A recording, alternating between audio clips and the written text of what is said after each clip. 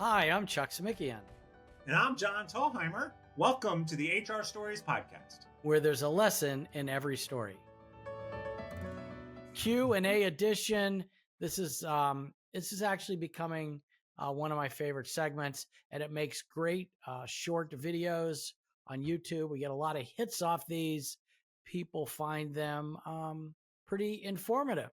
And we have 4 questions today. One I'm really excited about because I'm dealing with that right now, and I could tell you how we're handling it. So I'm good. John, I don't know. All right, are you ready? Are you ready for the big questions? Yeah. All right, so the first one comes from Celia. And this kind of plays off on kind of a little bit into what we talked about or talking about next week. I never remember when we're recording these which one comes next. But anyway, we do an episode around burnout and stress. People, please check it out. Make sure you're listening to it. So Cecilia says this: we talk about how we're here to help the employee. But what should an HR employee do if they're experiencing retaliation in the workplace and feel they cannot go to management to discuss it? Wow. Well, boom, boom, boom. Experiencing retaliation. You know,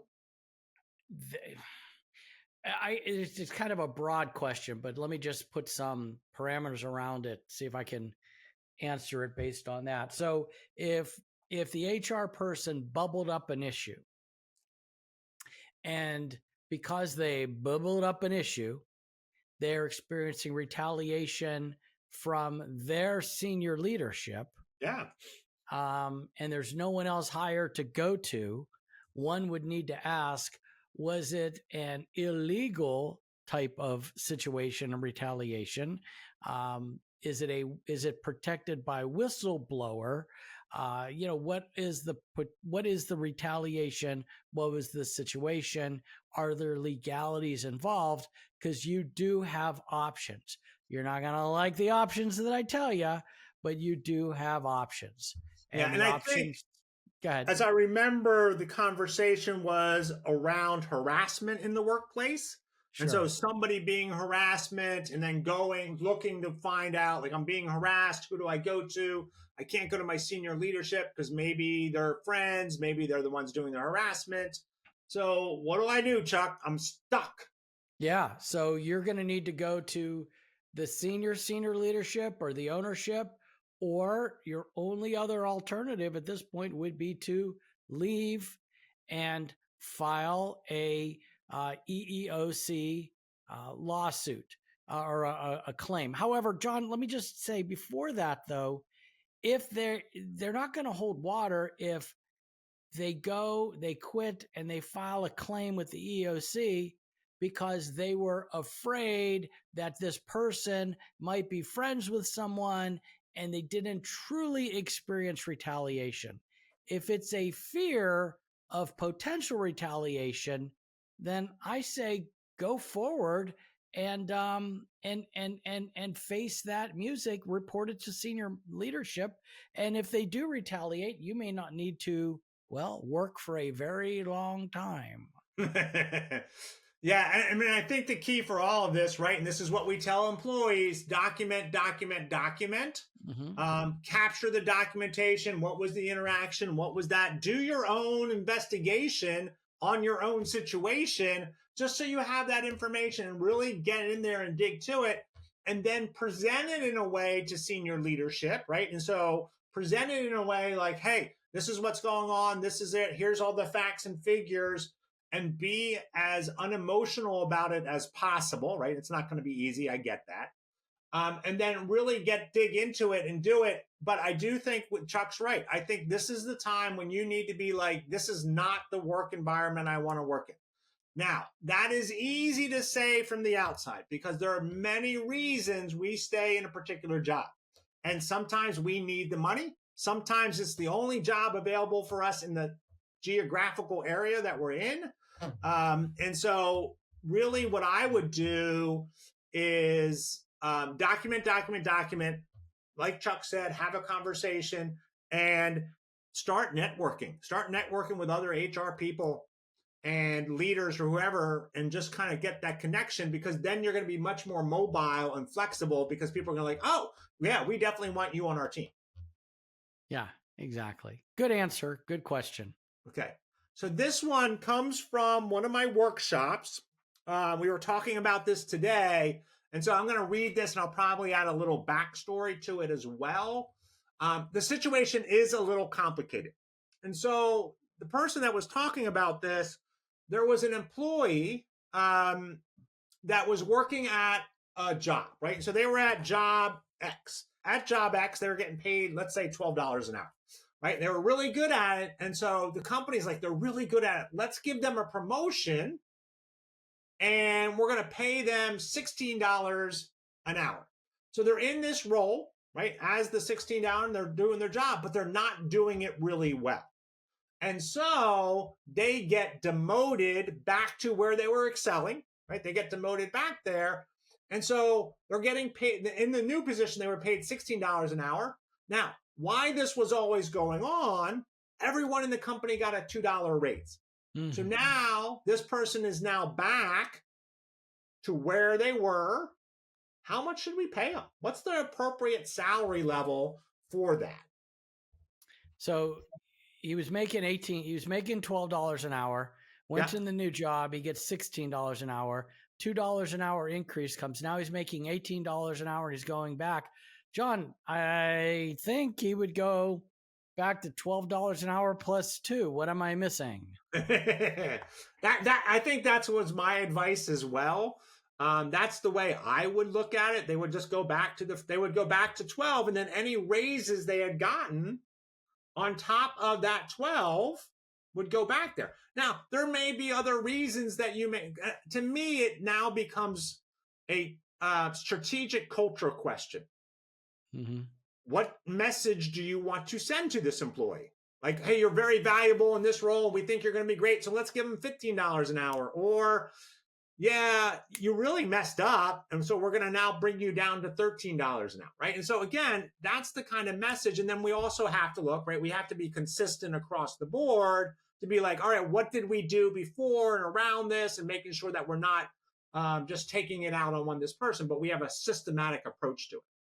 Yeah, I think this looks like, I remember these mind puzzles where you're looking at something, you're trying to solve this little puzzle, and it's like the simplest answer was the answer. And it's no big formulas, but yeah, that's it. You don't want to penalize the employees, the strategic cultural, aspect.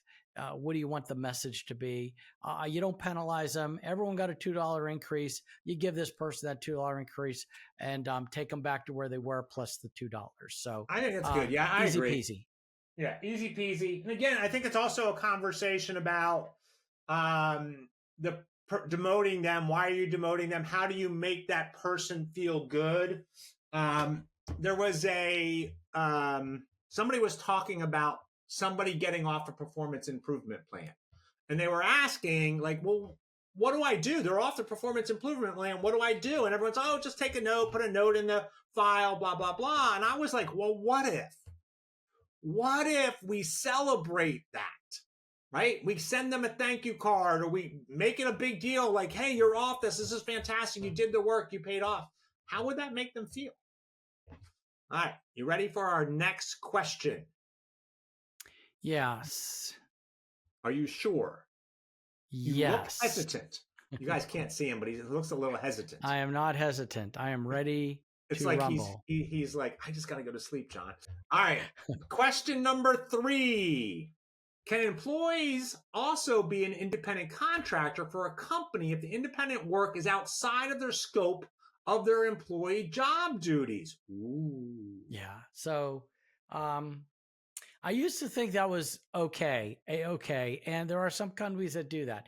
Hey, I'm a front desk agent during the day, but at nighttime I clean stoves and ovens. And our food and beverage department needs a stove and oven cleaner at night. All right, good. I'll do that.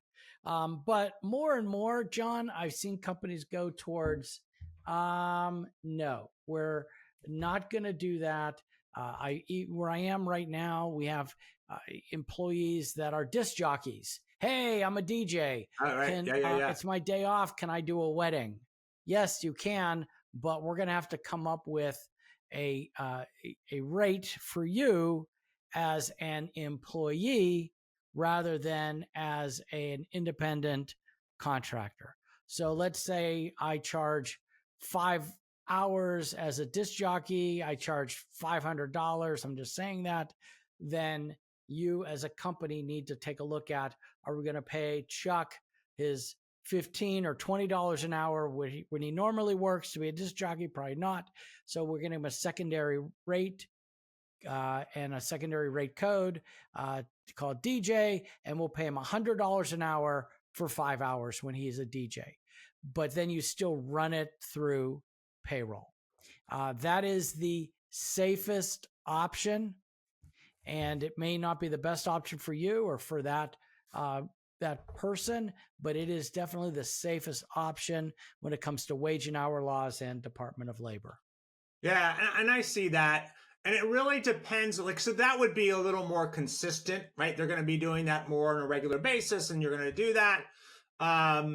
I don't know. I think I would go depending. So here's my example, right? So here's my example. So let's say that you work in an office, right? There's an office cubicle and we have an administrative assistant, and somebody's like, you know what? We should do a mural. We need someone to paint a mural in this section of the wall. And this administrative assistant is an artist, has done mural. That's their side gig. They're out. They have their own independent business code and all that kind of stuff. I wouldn't see an issue with like, hey, we're going to hire them as an independent contractor to do this one thing, this one time. We're going to give them $700. We'll just go through it. There's a risk to it, but I think because it's so outside of what the company normally does there. I think it's a little different situation with the DJ because you guys put weddings on probably every week, if not every other week. And so that's something that's going to be consistent. And now it looks like, ooh, we're going to do that. And so now it becomes more of a side hustle. And so I do think I think both of our answers are right. I think it really depends on your risk tolerance. I think Chuck is 100% right. The less risky move is to hire them. Always the less risky move is to hire them. All right, here's the last question. Are there any rules regarding the way time is tracked, like for your hourly employees? We tried an electronic timekeeping system that was too difficult to use, so most of us continue to use the paper forms because we didn't trust the electronic system. All right, so first of all, let's answer the question, and then I have some concerns. Are there any rules regarding the way time is tracked? Well, no, the time needs to be tracked. It can be done on paper time cards. It can be done electronically. It can be done on paper. It doesn't really matter as long as it's consistent and everyone's using the same system, right? So that's really important. Using the same system, digging into that becomes really important. Now, what I'm concerned about in your response is we tried electronic timekeeping system that was too difficult to use. Who made that decision? Was that an HR decision or was that an employee decision? If it was an HR decision, all right, then as an HR person, you need to create a whole nother system that you're going to do. When I hear, so most of us continue, that makes me concerned because it's not being consistent. And how is that time being tracked? And how is that being done? And so I would go back and look for a consistent time, right? A thing that's going to work. And it sounds like it just wasn't rolled out well, right? And so I think it needs to be rolled out again. There probably needs to be some change management getting in there and developing that as well. And so it's really important when we're thinking we have to track non-exempt employees' times, and we have to create a consistent system that everyone's using.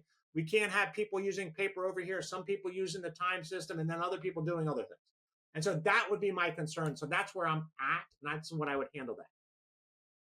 Well, ladies and gentlemen, thank you for listening to the HR Stories podcast, where there is a lesson in every story. This was our question and answers edition. We will be back next week with a story, the big story.